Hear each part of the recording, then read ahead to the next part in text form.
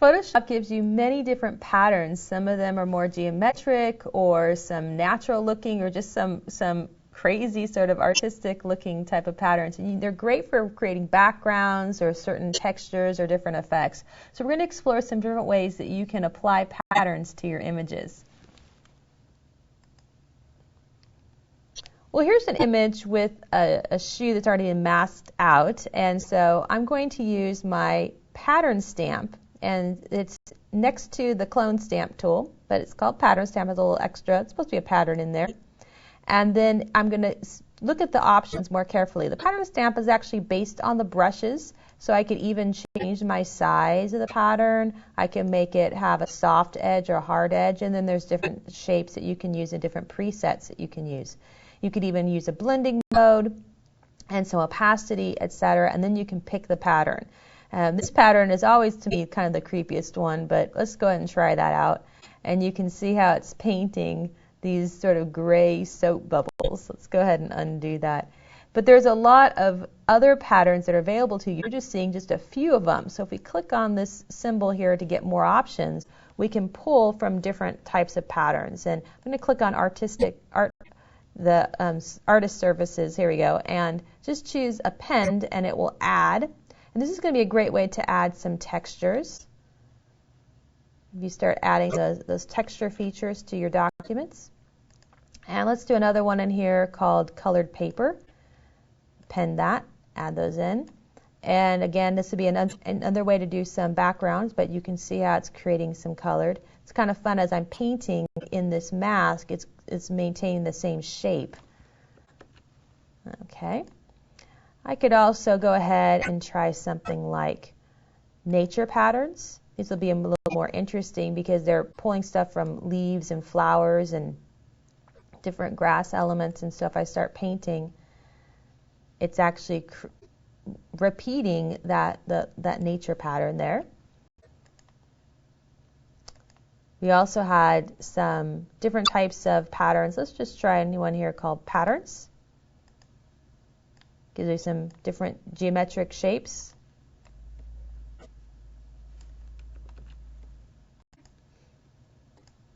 And rock patterns, and we'll also add in a texture. And there's even more in there, you could keep going, but you get the idea. There's lots of options that we could use to create those patterns effect. Now let's go back to the pattern with some of these leaves in here. Actually, there was one, let's use this one. It has sort of similar colors. When I'm painting, I could actually paint with an opacity.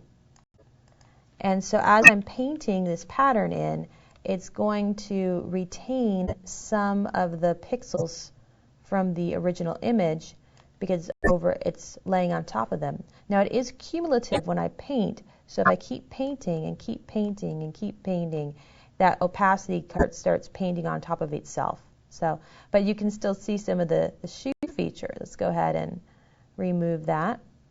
You could also paint, instead of with opacity, you can paint with some blending modes. So for example, I'm going to paint with let's do a soft light here, and it's going to take the pixels that are in this pattern and blend them with the pixels. Maybe that just wasn't quite, had to do with what layer I'm on. There we go. Let's go back up here and change that. Make sure I'm on the right layer. There we go. And so it's blending in those pixels, and it looks like now I have an interesting new type of shoe. So again, you can use these different commands to create some effects, but it's not quite a solid color, and so you're getting that interesting contrast and those textures. Another way that we could use backgrounds is we could use backgrounds for an entire fill of information. So instead of painting inside of the image, I'm going to use this to create a fill effect. Now, one way to do a fill effect is I can just get a brand new layer here, make sure it's the active layer, and go to Edit, Fill, and we can fill with patterns. And the patterns that we can fill from are based on what we've already loaded. So you want to do some loading, or you could come back here and load some other patterns. And let's pick, here's a nature one. And it's going to fill that information. Now, it's actually filling it in a kind of an interesting way. So let's take a closer look at what's going on here.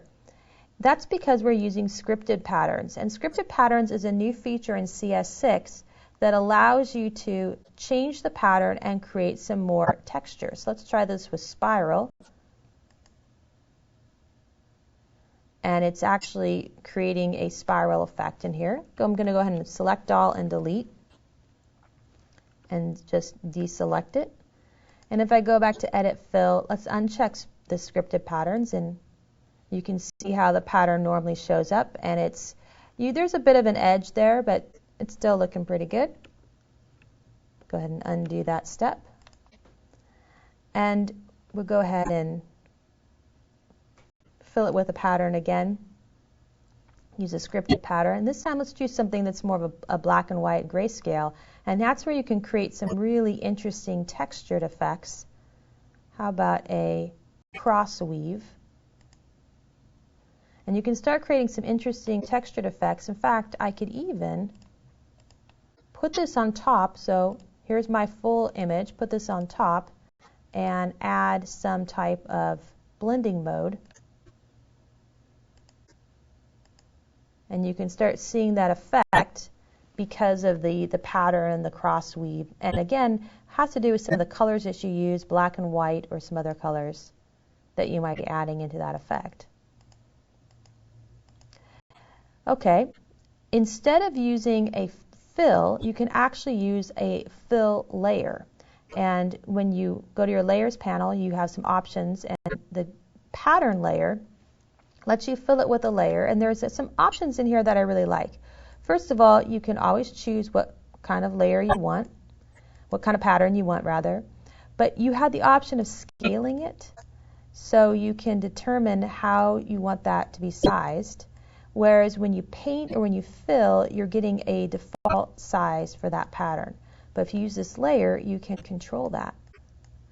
You can even choose it to link to the layer or not, and that's going to be handy depending on the pixel alignment. And let's try a different pattern that might even be more obvious what's going on there. And as I scale it, and then if I choose the link to layer, it doesn't necessarily have to be snapped to that layer. Click on OK. And again, I could still use this to add a blending mode. Do something like screen, and because the pattern, remember, because the pattern is a black and white, you're going to get some very dramatic blending modes. And you could also use it, of course, for some type of texture. Let's go ahead and add another pattern layer here, and this time we'll add something that was more of a nature feel to it. There's a scale. Let's bump those up a lot. Feel like I'm miniature balloons or very small balloons. You can have some fun with that and put those in the background there. That might actually look better in our shoe. Let's go ahead and pull this down for a moment. And if we pull that down, then I can take the layer right here. Did I get the right one? Here it is. I can take that layer and then I can pull it into where the shoe is. I gotta pull them both down. Let's try that. Pull them both down. There we go. Then I can take that layer and pull it into the shoe. And then go back and, try it one more time, go back and dock those. Just drag it back up and consolidate those tabs again. And now I've got that whole layer that's in the background. That's kind of an interesting effect. I like that. Now there's one other thing that you can do with patterns, and that's that you can make your own patterns. You can make your own that you use yourself or that you share with other people. And the first step is to make a marquee around what you want to turn into a pattern. So you just draw that.